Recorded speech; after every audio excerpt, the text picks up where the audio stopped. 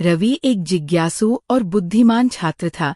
उसे हमेशा ये जानने की उत्सुकता रहती थी कि समय के साथ चीजें कैसे बदलती है।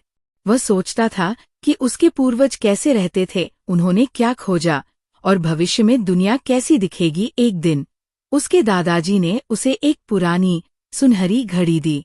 वह घड़ी बहुत खास थी और उस पर रहस्यमयी निशान बने हुए थे। दादाजी ने मुस्कुराते हुए कहा, रवि, ये सिर्फ एक घड़ी नहीं है, ये तुम्हें समय की यात्रा पर ले जा सकती है। रवि को पहले तो यह मजाक लगा, लेकिन जब उसने घड़ी को ध्यान से देखा तो उसे कुछ अजीब लगा। जैसे ही उसने घड़ी की सुइयों को घुमाया, अचानक एक चमकदार रोशनी कमरे में फैल गई और पलक झपकते ही रवि कहीं और पहुंच गया। वह एक विशाल जंगल में खड़ा था। चारों तरफ घने पेड़ थे और कुछ अजीब से लोग जानवरों की खाल पहने हुए घूम रहे थे। ये कहाँ आ गया हूँ? रवि ने खुद से कहा।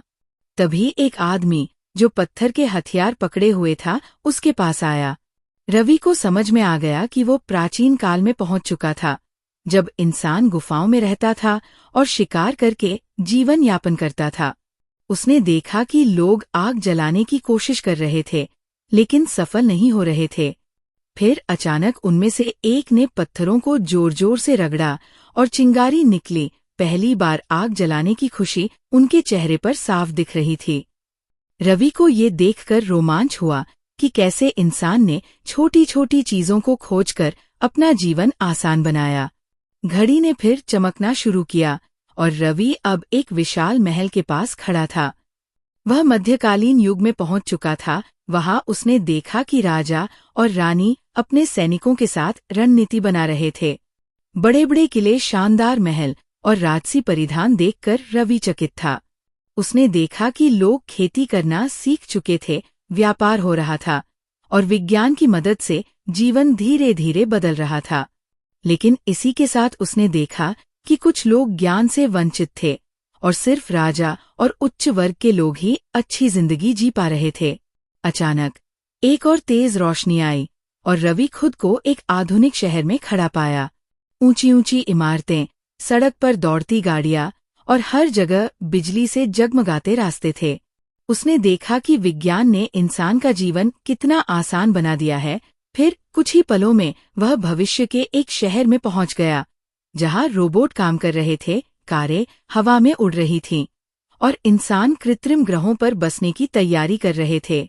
ये सब देखकर रवि बेहद उत्साहित था, लेकिन तभी उसने एक डरावनी चीज देखी। चारों तरफ प्रदूषण, सूखे हुए पेड़ और मास्क पहने हुए लोग। प्रकृति धीरे धीरे खत्म हो रही थी और इंसान मशीनों पर पूरी तरह निर्भर हो चुका था। रवि को समझ में आ गया कि विकास जरूरी है, लेकिन अगर हम अपनी प्रकृति की रक्षा नहीं करेंगे तो एक दिन हम अपनी ही गलतियों का शिकार बन जाएंगे। जैसे ही उसने ये सोचा, घड़ी फिर से चमकी और वो वापस अपने कमरे में था। वह वही पुरानी घड़ी अपने हाथ में पकड़े हुए था, लेकिन अब उसकी सोच पूरी तरह बदल चुकी थी। अगले दिन उसने अपने स्कूल में अपनी इस अनोखी यात्रा के बारे में बताया और सभी को ये समझाने की कोशिश की कि तकनीक और विकास जरूरी हैं, लेकिन हमें अपने पर्यावरण की रक्षा भी करनी होगी। उसके दोस्त इस कहानी से प्रभावित हुए और उन्होंने मिलकर यह प्रण लिया कि वे प्रकृति की रक्षा करेंगे और भविष्य को बेहतर बनाएंगे। सीख: विकास जीवन के लिए आवश्यक है, लेकिन हमें संतुलन बनाए रखना होगा। अगर हमने विज्ञान को सही दिशा में उपयोग किया और प्रकृति की रक्षा की तो ही हमारा भविष्य उज्ज्वल होगा।